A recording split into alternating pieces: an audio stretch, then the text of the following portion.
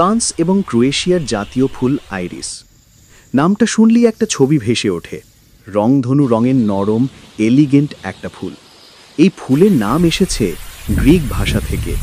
Iris মানে রংধনু, কারণ এই একটাই ফুলের এত রকম রং হয়, বেগুনি, নীল, হলুদ, সাদা, এমনকি 2-3 রং একসঙ্গে মিশেও থাকে।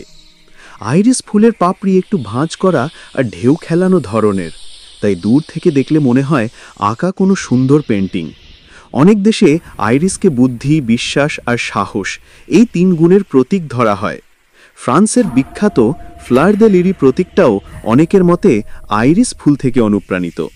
আইরিস ফুল অনেক ধরনের স্পেশাল মুমেন্টে ব্যবহার হয়, বিয়ে, বার্ষিকী, জন্মদিন, ঘর সাজানো আর দুঃখের সময়ে সান্ত্বনা দেওয়ার ফুলের বুকেতেও। তবে এটা গোলাপের মতো খুব কমন না, বরং একটু বেশি ক্লাসি আর স্পেশাল চয়েস। আর মজার কথা হলো, কিছু আইরিসের শুকনো শিকড় থেকে দামি পারফিউম বানানো হয়, যাকে বলে অরিস রুট। এই ফুল মূলত ইউরোপ, এশিয়া, উত্তর আমেরিকা আর আফ্রিকার কিছু অংশে প্রাকৃতিকভাবে জন্মায়। তবে বাগানের সৌন্দর্যের জন্য আজকাল সারা দুনিয়ার অনেক দেশেই মানুষ এই রংধনু ফুল চাষ করছে। তাই বলা যায় আইরিস শুধু রঙের সৌন্দর্য না, ইতিহাস, প্রতীক আর সুগন্ধ সব মিলিয়ে এক অনন্য রেইনবো ফ্লাওয়ার।